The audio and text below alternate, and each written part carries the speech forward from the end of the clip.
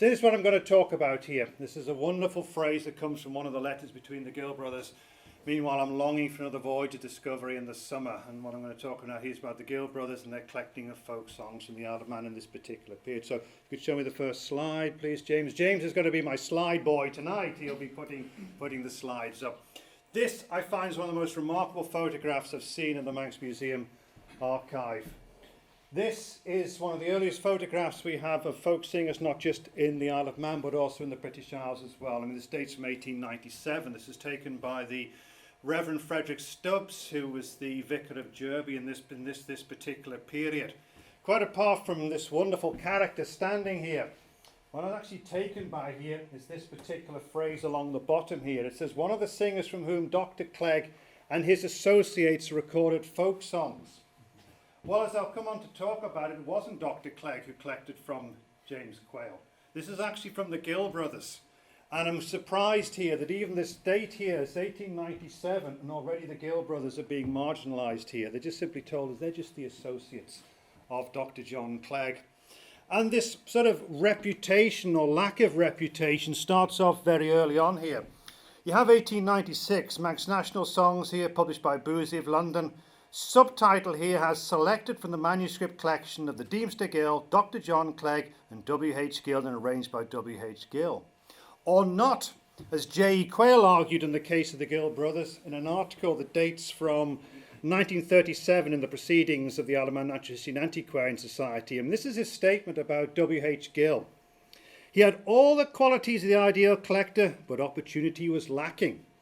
His work lay in London, and out of every 12 months he spent perhaps 2 weeks in the island, so collecting in no real sense was not possible. And secondly, this is the Deemster's brother, John Frederick Gill. Deemster Gill's part in the matter was, I think, negligible. It was not given him to unlock the treasure of the island's heart, as in inverted commas. Different in almost every way to his brother, he combined with an austere and somewhat solemn aspect an aloofness of manner which invited no confidences and opened no closed doors. And then he carried on this sort of poison pen assassination of the Gill brothers by saying, you could only find a few little references to the Gill brothers actually doing any collecting. And he says, whatever they collect is either duplicates or variants of tunes already in the doctor's collection.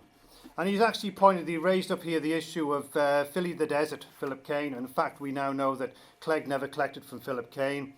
The tunes in the collection credited to Kane were collected by the Gill brothers themselves.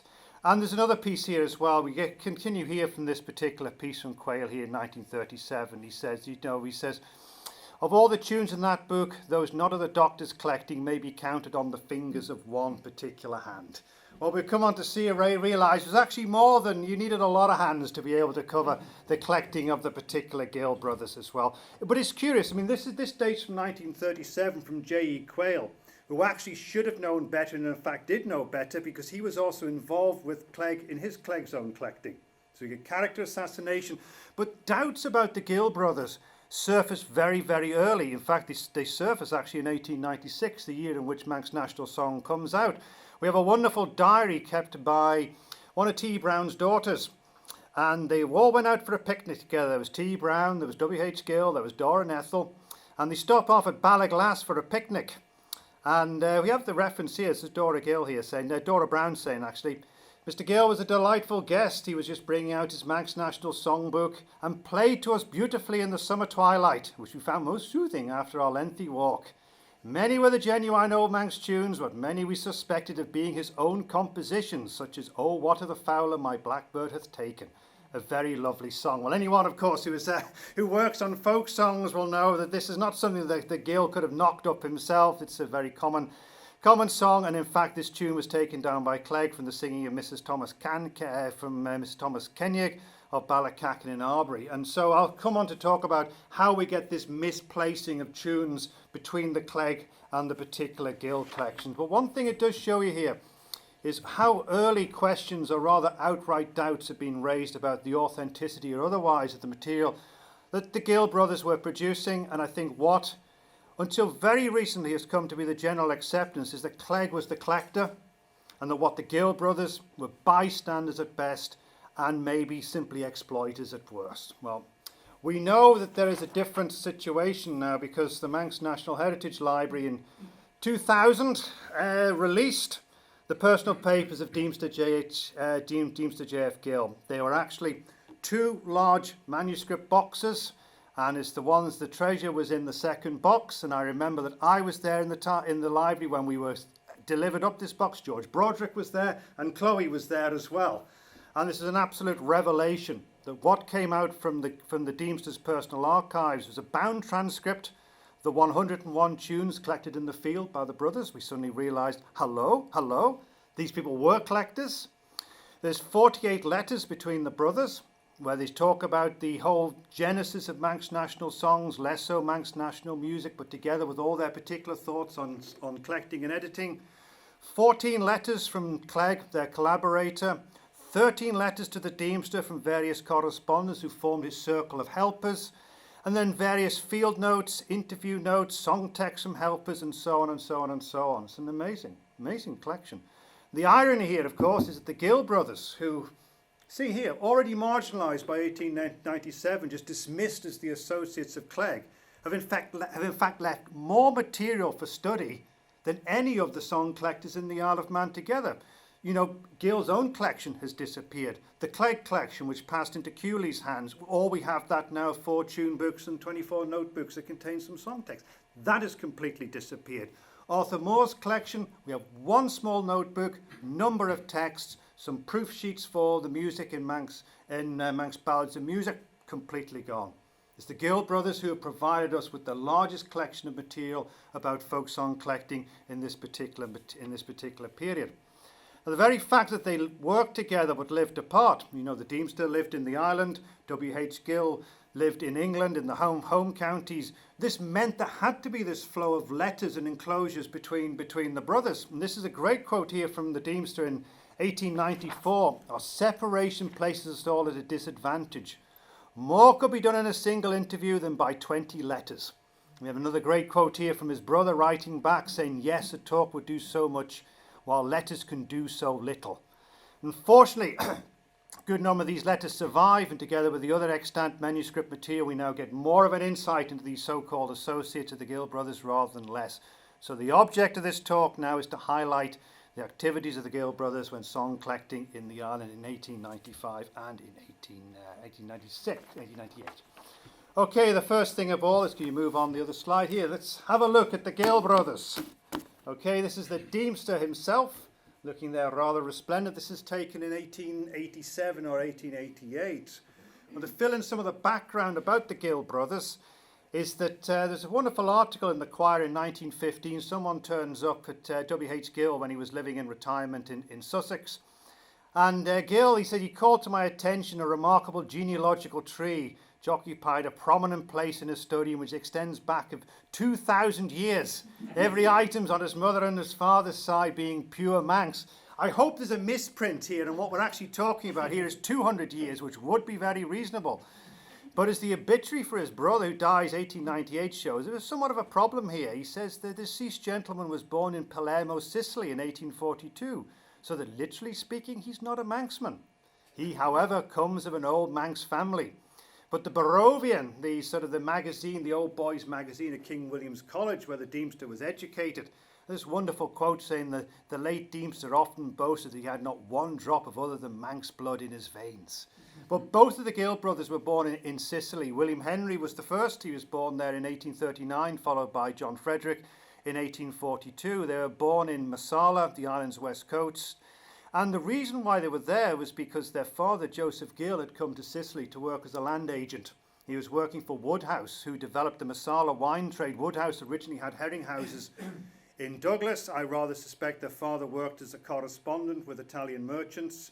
He sells up the herring house. He sells up the herring houses in Douglas. He then puts his money into the Marsala wine trade, and so the father moves over as a correspondent and becomes the land agent because he has Italian. The family actually remained on in the Isle of Man. I've just had an email from someone working on the Gill brothers' family. Their brother remained in the island. Their brother remained in Sicily. He actually invented he got involved with the sulfur industry. They actually became inventors. He was also responsible for the early adoption of steam by the Italian Navy. His father also became an inventor, invented various distillery products and so on and so on. But anyway, both of the brothers eventually come to the island. They pass into the care of their uncle, the Reverend William Gill, who was the vicar of Matthew Parish. So that's why they headed off to King William's College. Say, after leaving the college, W.H. Gill moved to London. He joined the civil service. He worked his 40 years in what he described as the workhouse. He worked in the General Post Office in London. I rose to a very high position in the office of the Chief Secretary to the Post Office. His brother, the one here, remained in the island, studied law in Castletown, sort of joined the Manx Bar, later became the Northern Deemster. He also had a role in the Legislative Council. His youth, he also served as a volunteer in the Castletown Rifle Corps, and he also played the flute and was involved with amateur orchestras in the 1860s. Now, there's a great quote here from A.W. Moore about him, where Moore says, "In the social life of the island, Deemster Gill, who was a man of handsome features, maybe, courtly presence, perhaps, genial, courteous and dignified manner, took a leading part. He also had an enthusiasm for opening bazaars at local fetes. If you wanted anyone to turn up to open your fete, speak to the Deemster and he would actually come through." Okay, joking aside and so on, completely different view from the view that J.E. Quayle advances. This is the aloof man who opened no doors or something like that. If you're hosting a bazaar, you certainly opened your doors to him. He was, obviously this is the true view of the particular Deemster. Okay, can you move on, James? Have another slide here. Okay, this is Gill himself. This is the one that's sort of, this is sort of an early photograph of the early 1900s. He later had he had illness. The photograph that was being twittered round to support this talk, this is the later Gill after his illness. So you can see him sort of rather more fully bodied and face here. Could you move on again, please, James? Just click on. Now, this is another thing that's absolutely remarkable, is that we have these folk song collectors from the Isle of Man who turn up on stamps. They were amazed when I showed this in the Vaughan Williams live. They said, "Well, you put your folk song collectors on stamps?" No, we don't do that. But in the case of Gill, he's not actually turned up once on the stamp. He's also managed to turn up twice on stamps, which I think is quite a record, actually. It's one thing to do it once, but to do it twice, that's really good as well. And you can actually see where this has come from the photograph I've just shown. Should we move on, please, James, again? Okay, this is Clague, once again sporting the same sort of side accoutrements, which seem to have been, this one is taken from 1888, so those two photographs are about the same particular, obviously very, very close. You see the fashion of the time. You could move on as well, please. And again, this just shows you, this is just sort of just complete, this circle of collectors from the 1890s. This is A.W. Moore. Of course, he was extremely proud by his honour there as well. But it's absolutely remarkable. I mean, in the 1890s, we have 4 folk song collectors emerge. It's absolutely incredible. A.W. Moore, we have Dr John Clague, and we have the 2 Gill brothers. That's absolutely a remarkable period to have all of these particular collectors active in this as well.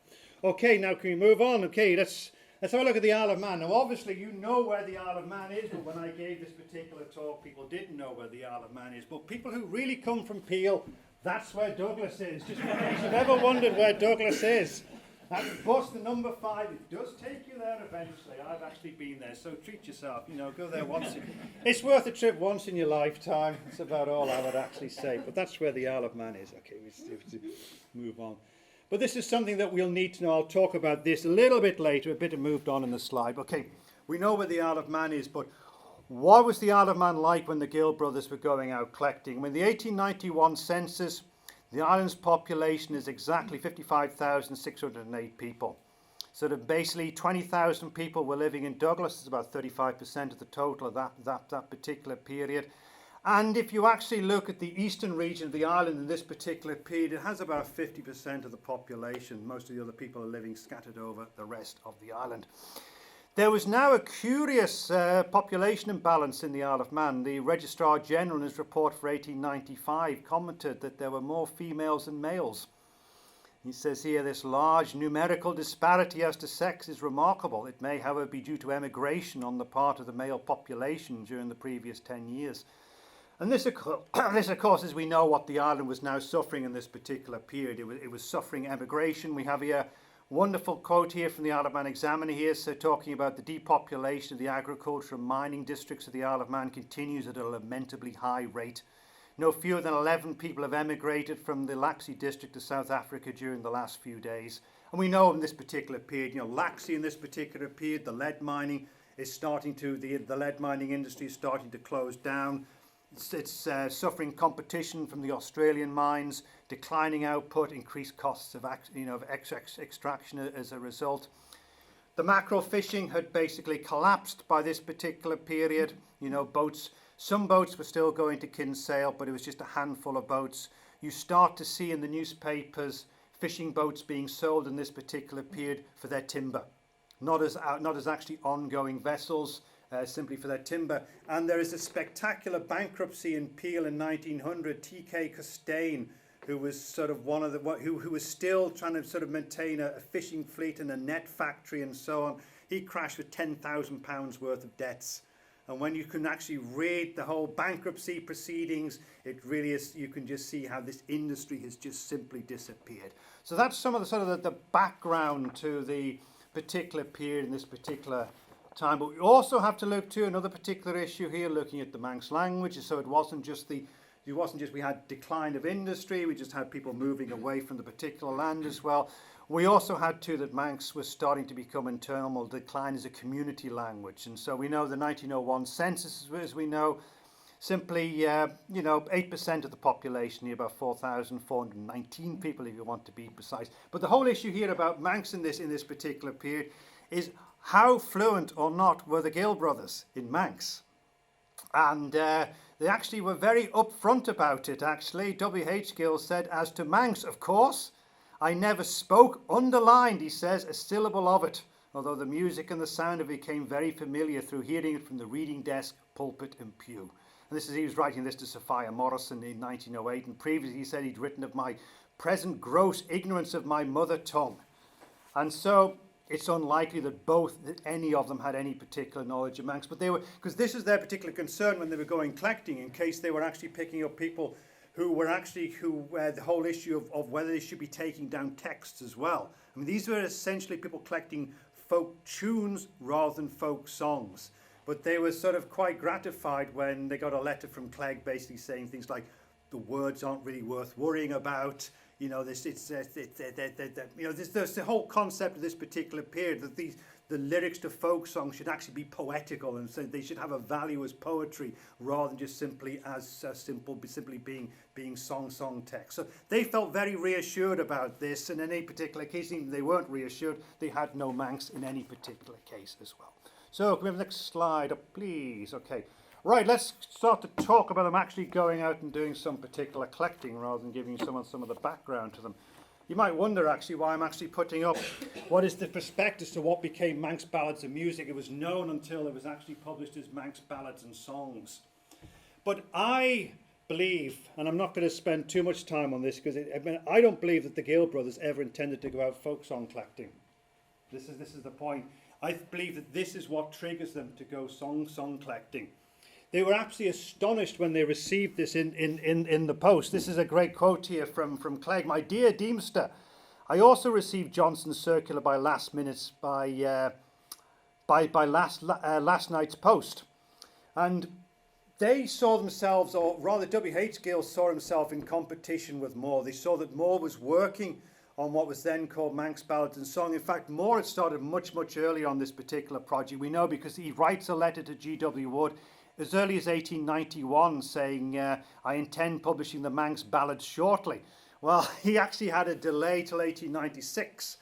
And the reason for this was because he picked the Johnson brothers in Douglas to actually do the printing. Why he didn't pick a publisher in London like Kirwan or Boosey or not is unknown. He picked local printers.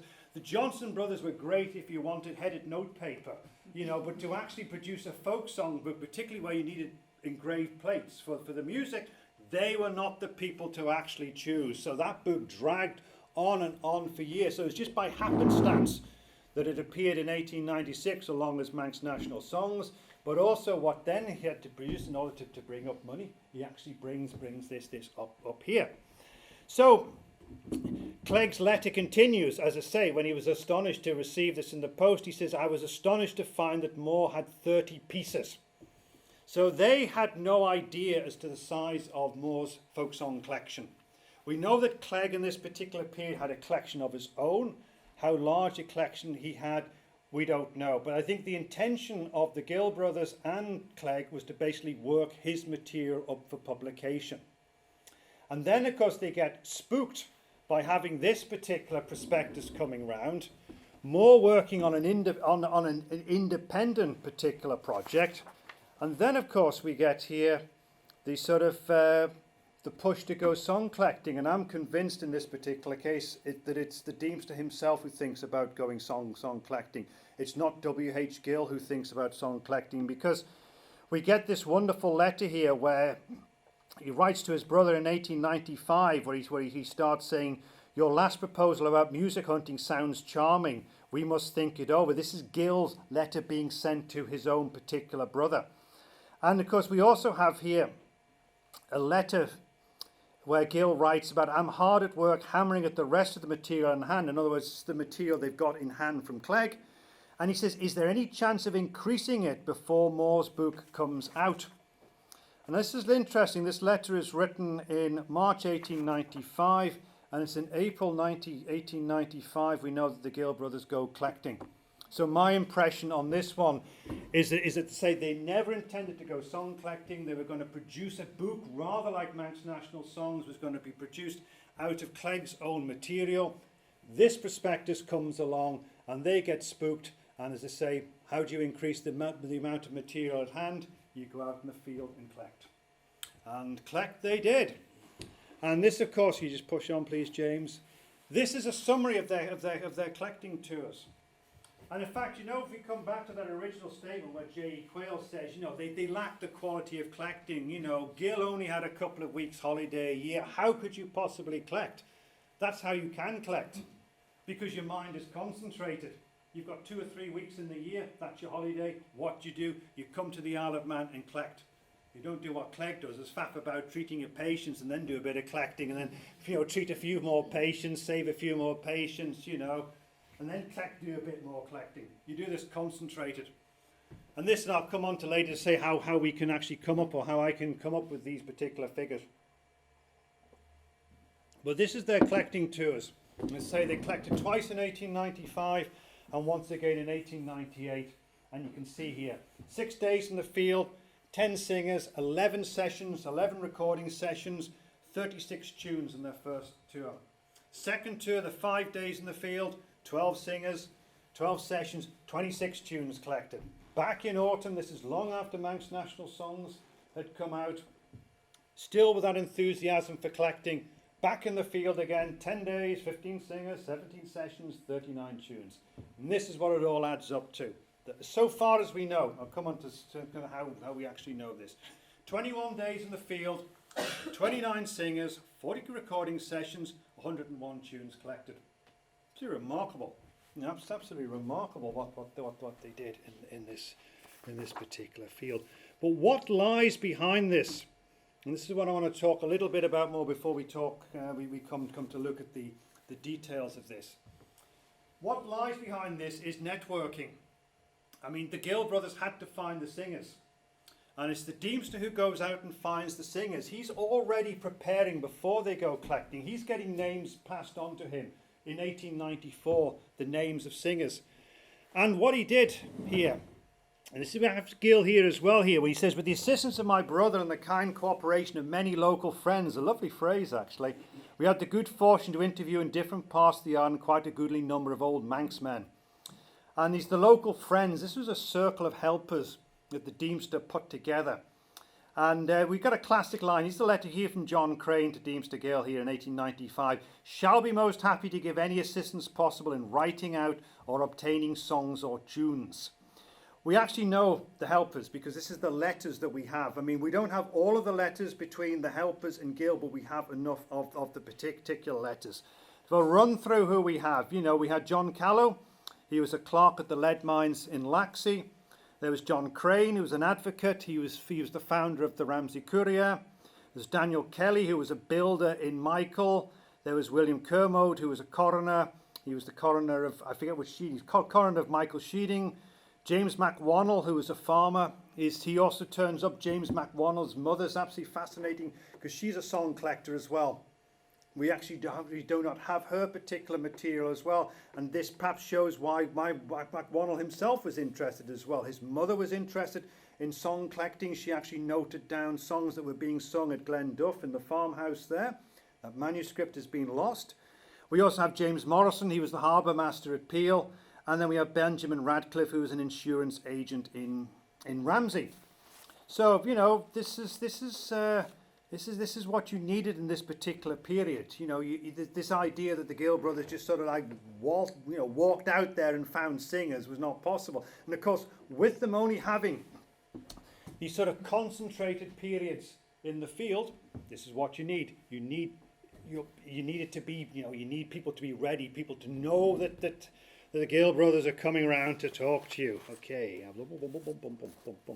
Okay, one thing I got involved in, this is a curious thing I started to get involved in actually, is how did the Gill brothers practically do their collecting? There's one thing in you having helpers, going around finding people, but how do you actually get round and about in the Manx countryside? Other song collectors in England used bicycles. Vaughan Williams classically cycled round on a bicycle, as did Cecil Sharp, cycled round on a bicycle.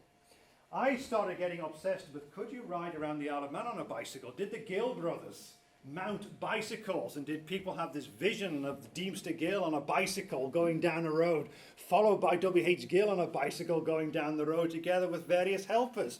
So I spent rather too much time looking at this, and because I spent rather too much time looking at this, you're going to have it back as well. If I do this work, you're going to get it back to me as well. But anyway, there was a wonderful quote here in the Folklife survey, actually. John Clague Jochen here talking about Derby here. He says, during a spell of dry weather, the roads could be layered with thick white dust like flour.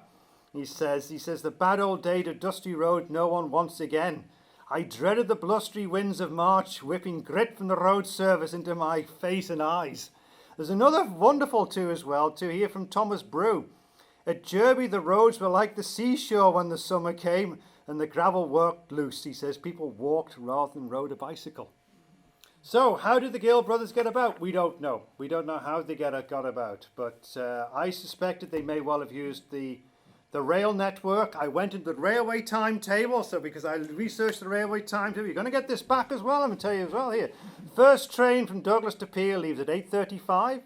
You connect at Ramsey, at St John's with the Ramsey train, which arrives there at 10:02.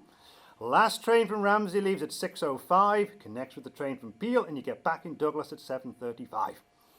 Basically, if you use the train, you got 8 hours in which you can actually wander around the Isle of Man in the north and play and actually find people. I've no idea whether they used the train or not. I know they didn't use a bicycle. Mona Douglas used a bicycle, by the way. That's another thing as well. That's how Mona Douglas did her collecting in the end. There's a wonderful letter from W.H. Gill where he actually writes to her and says, I notice you've now got a new bicycle. You can now, and that's it. So I think that's what Mona collected. So Mona rode a bicycle. I don't think any of the others did ride a particular bicycle.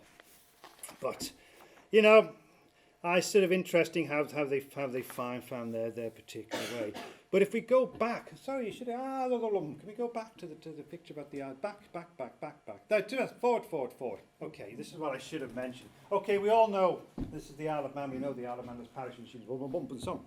But there seems to be a sort of a franchise system working here, because it's quite clear that because Clague, as you know, lived in Castletown, because Clague basically his medical practice was in Russian Sheeding, it seems that was left to Clague to collect from. And that's where he had been collected, and that's where he did collect. So what that left was the rest of the Isle of Man. And the rest of the Isle of Man was left to the Gill brothers. And as I come on, when we talk about the singers, their backgrounds and where they're found, it is to the stamina of the Gill brothers that they did try and find singers in every parish in the island. So they just weren't content to say, okay, we know there's some singers here in Lonnan, we know there's some singers in Ballaugh, there's some singers in Bride. They really tried to cover the island.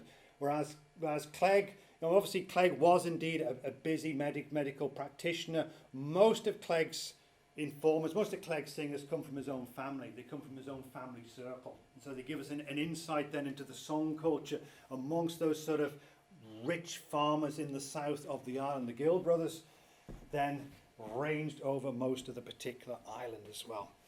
Okay, who did they find? Could you just move on again, James? Back to that. No, that's it. Back. That's it. Fine. Okay, we have 29 singers here.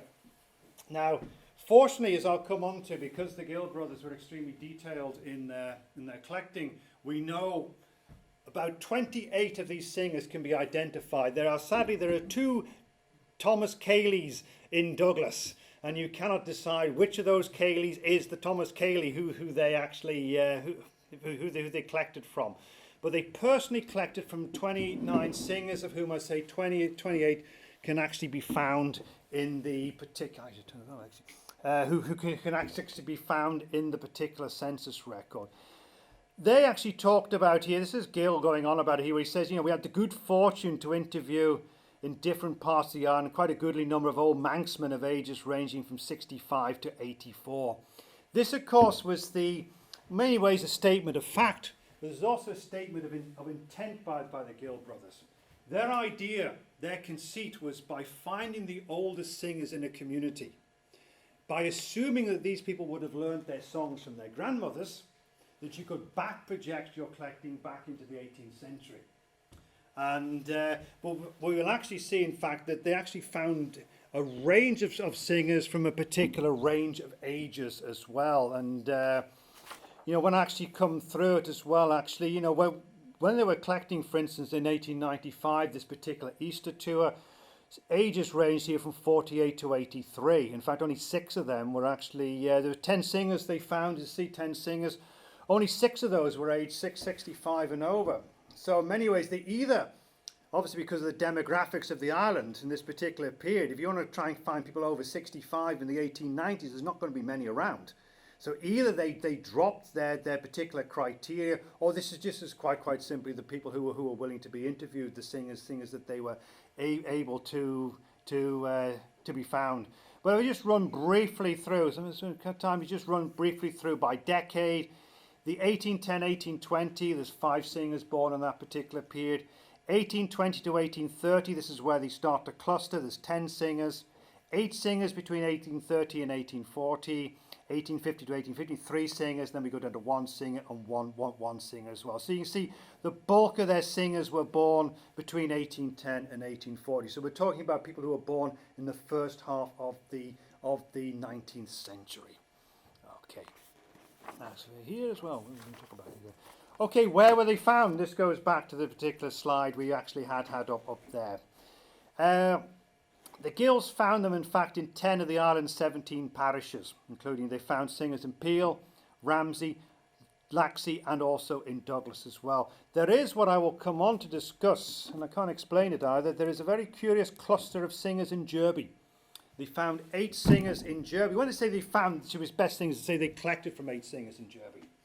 They collected from 8 singers in Derby. There's 4 in Peel, 3 in Douglas, 3 in Nazaire, 2 in Laxey, and then you can see how they are approaching this island. It's almost like this franchise principle here. We have 1 singer in Andros, 1 singer in Ballaugh, 1 singer in Braddon, 1 in Bride, 1 in German, 1 in Marown, 1 in Patrick, and 1 in Ramsey. Clearly covering the island here. What you might see here is the parishes they didn't cover. There's Mackle, although they used Edward Corteen to sort of stand in for Mackle. Onken, they didn't find anyone in Onken, and they didn't find anyone in Santon as well. This is who they found. The interesting thing is their helpers also found other singers as well. So I'm just going to be talking about what the Gill brothers collected, but their helpers did more than just simply find them singers to collect from. The helpers also recorded song texts, and the helpers also recorded from other singers as well. So we can actually expand this material. I mean, this is 101 tunes simply collected by the Gill brothers themselves. You can actually increase that number from their particular helpers as well. Okay. Well, what did they do? I mean, this is the interesting thing about these particular singers. I mean, farmers were the largest group. There's perhaps no surprising about that if you're going to go collecting out in the sort of the agricultural parts of the island, or collecting in the island in this particular period. So, you know, we have 8 farmers in this particular. One was a farmer's wife, this is Mrs. Lawson, who will come up as well. There was 4 from Derby, 2 from Lazaire, and sort of Braddon and Patrick. And then we have sort of farm labourers and general labourers, 2 shoemakers. Shoemakers are always wonderful people because they're always in. That's the thing about shoemakers. You can always find shoemakers, they're always in.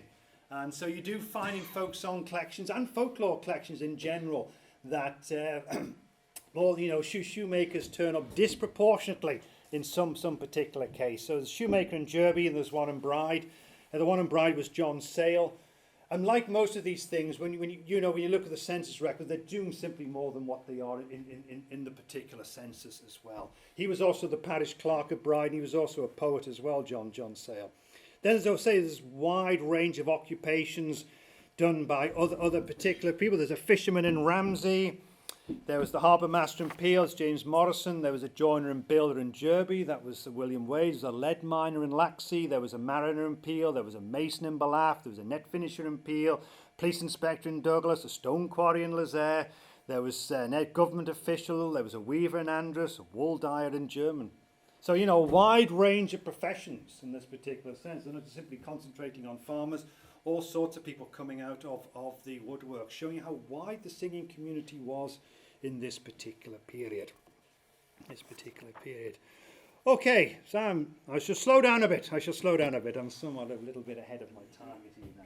So can we move on? This perhaps, for us, for the song heads amongst us, the tune heads amongst us, this is perhaps is the meat and drink of the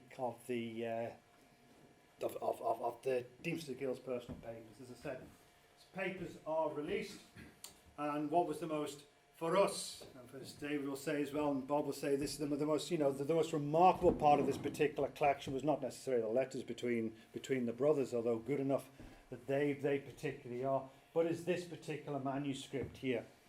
The original collection of Manx folk music, made by His Honour the Deemster Gill, W.H. Gill and Dr John Clague, completed in 1896. I think there's a lot, I'm not going to read into this, there's a lot to be read out of that. This is actually bound up by Deemster Gill's second wife. Is it 1912, 1913? I think this is something like that. This is actually bound up. I think there's a lot to be read into this particular statement here. This is the original collection of Manx folk music. It's not a collection of Manx folk music. This is the original collection of folk music. This is what my husband did. Despite what other people are sniping about my husband and his brother, this is what they actually did. And look at the order here. This is not the order of Clague doesn't come first in this particular collection. Who comes first here is the Deemster. And then it comes his brother. And by the way, they always refer to, he's John Frederick Gill, but he was always referred to as Fred Gill. And he's William Henry Gill, he's always referred to as Willie. So their letters are very charming, so it's Dear Fred, Dear Willie. Very, very charming letters between them. And then they stick in Clague there, in the actual end, as well.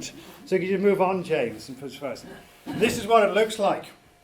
You know, this is a sample page here. And you can see here, there's a code. We know what this code is because there's a wonderful letter here when Gill writes to his brother, I'm sending you my transcript of original material. And he says, if you have a punch, you might drill a hole through my sheets and run them through with a bit of string to keep them together. Let me have them back again. And he mentions here his particular code. In the transcript I sent you, the referencing of the left-hand side refers to the sources. C1 equals Dr. Clague's first lot. We'll talk about that in a few minutes. O, he says, this is the oral collection. This may be a convenient shorthand for purposes of reference. But this shows you the detail that the Gills actually record here. This obviously refers to their own particular collection. This is the oral collection here. We get the title. We actually get titles here. We get some particular here first lines in this one here. We get the name of the singer. We also get who is taken down, and we actually get the particular date. And the detail here, for instance, we have John Callister. He's taken at Clark's at the West Nappen. That's not where John Callister lives. That's where they come across John Callister. That's the granularity of detail we get from this particular collection. once again coming down here and so on and so on. So that's it. So could you actually move on, please, James, as well? Now, this was the other surprise in this one. We thought, well, this is the original collection. What is all this stuff doing in here? This is these C tags coming up here as well. And what we then started to realise is that the Gill brothers were swapping tunes with Clague, and Clague was swapping tunes with them because they were collaborating. They were collaborating together. So what the Gill brothers received was copies of Clague's own collecting. And you can see the particular code mark here. This is the material they collect, and this is the material that Clague collects. This is the 11th song and the second batch from Clague. And so this is another useful tool where we can actually use this material, which is at times is dated, to see how the Clague tune books are put together, and to see. And if you could move on to the Clague tune books. Now this then is the Clague tune books, and this of course is why is why in many ways the Gill brothers were written out. If you only had access to the Clague tune books, you would actually think that all of this material is collected by Clague, and it isn't. Because one thing as we've come on to here you see Mrs. Lawson, Jerby East, that comes from the Gill brothers. But it's not acknowledged by Clague. I mean, he doesn't have to do it. You know, he's not a bad man, you know, though he lived in Castletown. You know, he's not a bad one. It's just as simple. He doesn't have this attention to detail that the Gill brothers have. But here's Mrs. Lawson here. We'll come on, we'll look at this particular material later on. If you move on, James, to the next slide. And here we have, once again, we get some sort of here with Mrs. Lawson, but we've no idea if this tune actually comes from Mrs. Lawson or not, and where this particular tune comes from. Clague is very slack in this. Clague is very, very slack in this area in documenting his sources and his singers. Can you move on again, please, James? Thank you. And this is another one. This is collected from one of the Jerby singers here, and it just simply turns up there, Lord Bateman. That's it. No singer. Nothing to mention that it comes from the Gill brothers, nothing to mention its date when it was collected or anything of that particular nature. Okay. You move on, please. Okay, right. This, because you can see from those slides, because you have sort of the last talk there from that page, the sort of the granularity, the detail that the Gill brothers record, this is what you can actually do there. I find this so actually quite astounding now I've looked at it again. You know, you can actually see how they collected. This is their day-by-day. You can create a day-by-day itinerary. It'd be actually quite good, actually, to see if you could actually walk this, to be honest, or to sort of try and, you know, instead of the parish walk, we should have a, you know, we should do this every year. We should actually, you know, walk the tunes. We should call it walk the tunes. But seriously, this is the sort of detail we get here.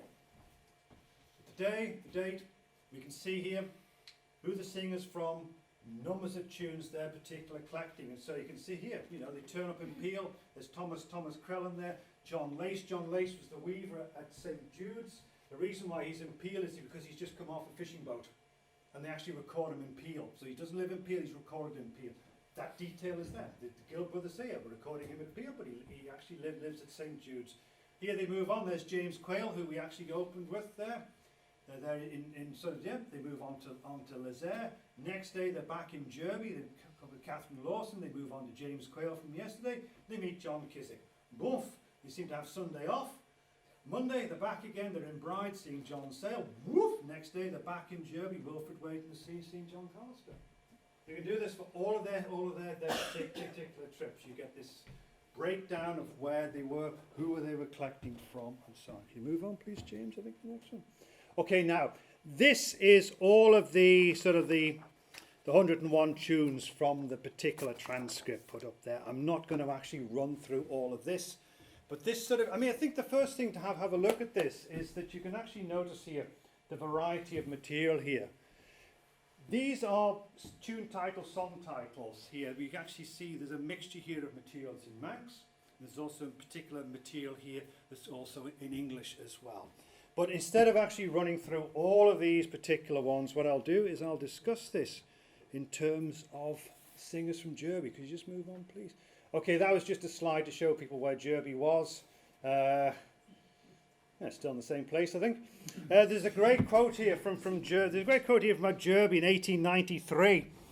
It says it occupies an area about 8 square miles, still the same, Forms the southwest part of the northern lowlands. Its surface is flat and monotonous. Well, I shall make no comment as whether it's still flat and monotonous. I'm sure it's very, I don't know. It's an exclusively agricultural district and contains a scattered population. Now, as you mentioned there when I showed you there, the Gill brothers come across 29 singers, but 8 of them cluster in Derby. Now, whether this is a relic group of singers or not, or why Derby somehow has these singers, I've no idea. It could just simply be that one of their helpers simply knew a lot of singers in Derby. It could just be as simple as that. But the useful thing about these singers in Derby is that it actually gives sort of an insight into the Gill brothers collecting in this particular parish and into the material that they actually collected from. So could you bring up the next? This is a great photograph, by the way. If you actually wondered what the Northern Plain used to look like, it's going back to this. I was walking around Ballads the other day, and it seems to be going back to it. But this is a sort of wonderful photograph to sort of show you things like, how do you find singers in that particular area? You've got to be guided to singers. It's not worth just saying things like, oh, there's a guy lives down that road, and he lives in a croft called so and so. Go and see him. Doesn't work that way. Doesn't work that way. This was the great networking aspect of song collecting in this particular period. The singers were found, they were primed, and the Gill brothers knew the Gill brothers were going to turn up to them. You just simply cannot find your way in this just by simply wandering around and knocking. Ralph Vaughan Williams did that. I mean, Ralph Vaughan Williams, when he was on his bicycle, he simply would just cycle around and knock on people's doors and try and find singers that way. This is not possible in this one. This is very precise, targeted collecting by the Gill brothers. Should you move on to the next one? Okay, let's have a look at this. As I mentioned, we get 8 singers in Derby, and what they come up here together with here actually is 24 titles. As I say, we have 101 tunes collected from 29 singers. We're looking here at a subset here of 8 singers and looking at 24 tunes from them, 24 titles from them. As I say, these are the titles recorded by the Gill brothers, and are not necessarily the ones by which they are particularly better known. Right, now for all you tune heads amongst you, I will actually run through all of these somewhat briefly through all of these particular songs. All of these can be identified apart from the carvel tunes at the end there. If we talk about here, A Virgin Unspotted, collected from Jane Tier. That's an English traditional carol. Second one here, All That Are to Mirth Inclined. That's another English traditional carol, it's often known as the Sinner's Redemption. Third one there as well, sort of the Death of Christ. It's a carvel. Third one there, the Kilkenny Gelding. That's that's a well-known Manx song, often better known as the women of Kilkenny. You got them there, the Speckled Heifer there. That's another well-known Manx song. You got the other one there, Come All You Wandering Pilgrims Dear. That's an American revival hymn. Seventh one there, the Curragh of Kildare. That's a well-known Irish and Scottish ballad. Next one there, we have yet another Manx carvel there, Men and Women. Farmer's Daughter. This is better known as A Sailor Courted a Farmer's Daughter. And there's a broadside in the National Library of Scotland of this song, and the first line is, A sailor courted a farmer's daughter that lived convenient to the Isle of Man. So here, material coming here from broadsides. Next one, there's another carvel there, Joseph. That one turns up in almost every carvel book actually going in the Isle of Man. Lewin's Total Hymn. Well, this is a temperance hymn. Yeah, the total is not like total hymn, like 100. It's not like 100% hymn and then a little bit more added on. This is it's a tune composed by John Lewin. He was the summoner of Derby. He wrote a number of hymns and carvels on the theories of temperance. This is total abstention from alcohol. It's also better known as My Friends Take You Notice. Lord Bateman, which you saw there from John Callister there, well known. It's what's known as a child ballad. It's a sort of Child 53, not Child 63 as I quoted a Dave earlier on there. It's Child 53 here. Coming once again here, yet another song here. Once I Loved a Lass. Sorry, that's missing on a fine Sabbath morning. Oh, sorry, I've got them reversed here as well. If you sort of run through all of this particular material, Thoreau and Eliot, Once I Loved a Lady Fair. Actually, the interesting thing here about these particular song titles, in that sense, and rather than running through them all, the point I want to make is that the Gill brothers did not find a relic group of singers in Derby, however much they wanted. I mean, this was the conceit of the Gill brothers. They thought, my God, if we up to the Curragh, these people must be living, living isolated up in the Curragh. We're going to get some sort of old, truly old folk songs and folk tunes up here as well. They're not going to find that as well.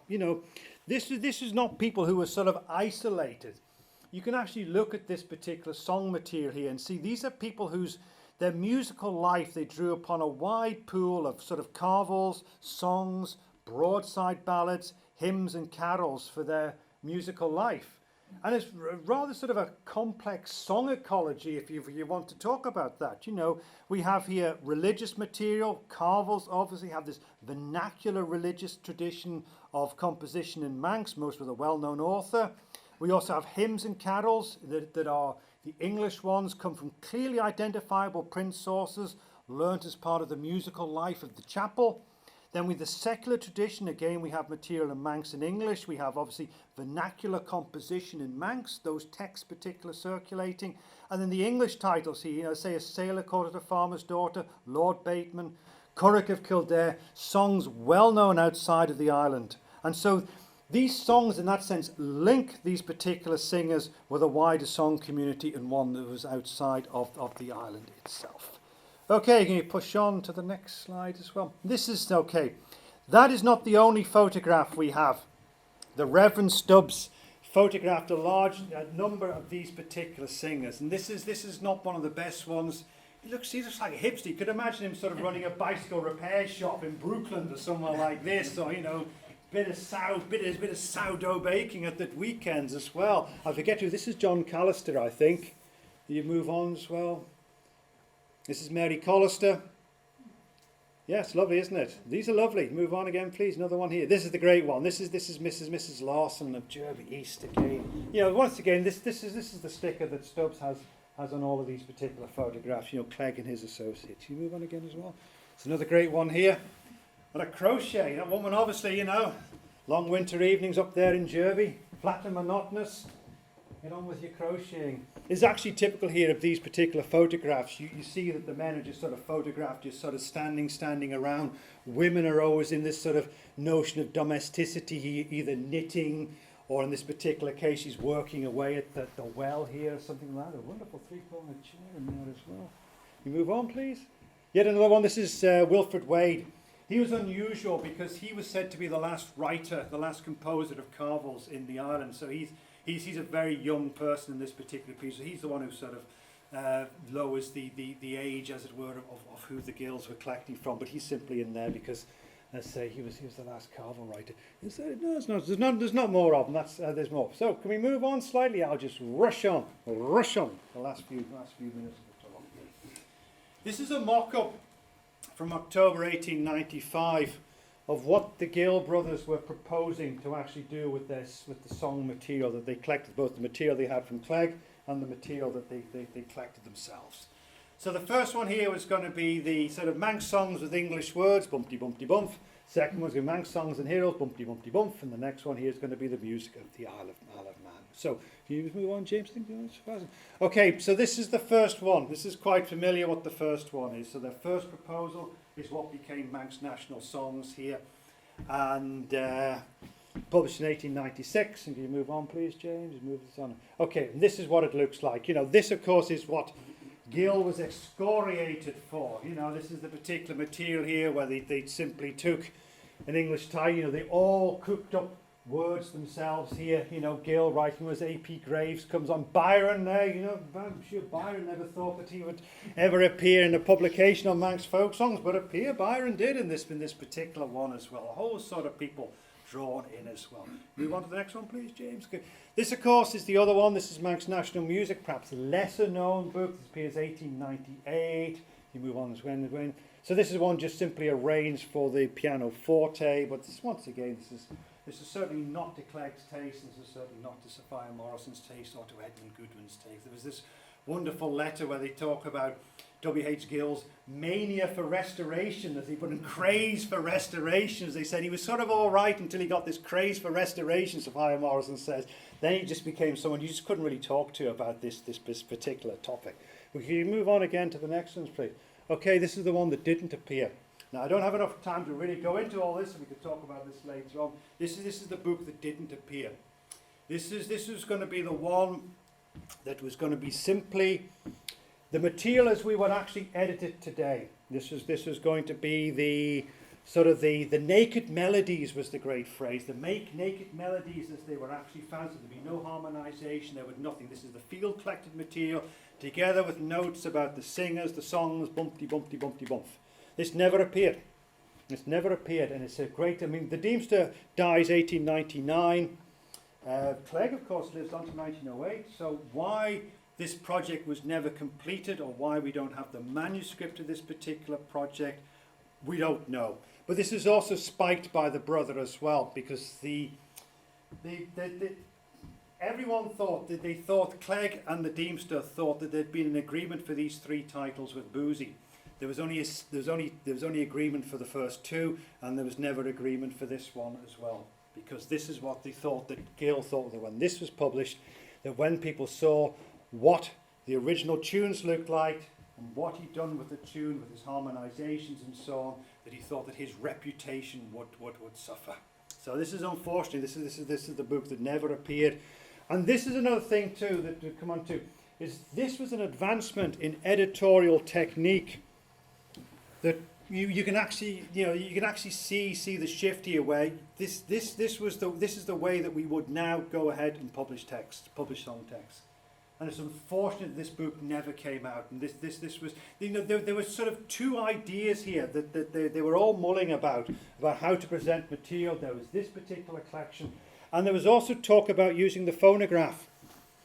And Gill was against using the phonograph, because he says, this W.H. Gill was against using the phonograph because he says every time you record a singer, you always get a slightly different version of a tune. Well, yes, that's what you expect, and that's what you actually know. That's what we know is going to actually happen. But of course, if they would have done that, if both of these products would have appeared, and this would have managed to appear, this would have established a new editorial technique for folk song text, for oral materials. This would have established the Deemster and Clague. This is their particular pet project. This would have established them as... There's an ironic quote where Gill says to them, well, this is the sort of stuff that a folk song society would publish. And of course, Gill goes on to be a founder member of the English Folk Song Society. This is the editorial technique that they actually adopted. If he would have collected with the phonograph, there's always arguments about who was the first to collect with the phonograph and so on and so on. We know there's Biographical was collecting in Hungary in 1890. If they would have been collecting with the phonograph, it's likely that the Gill brothers would have been the second people in Europe that we know of to sound record folk songs. So there could have been these 2 advancements, an advancement in editorial technique, and the second advancement in the recording of and preservation of oral materials. So, once again, missed movements. Can you just go on to the final one as well?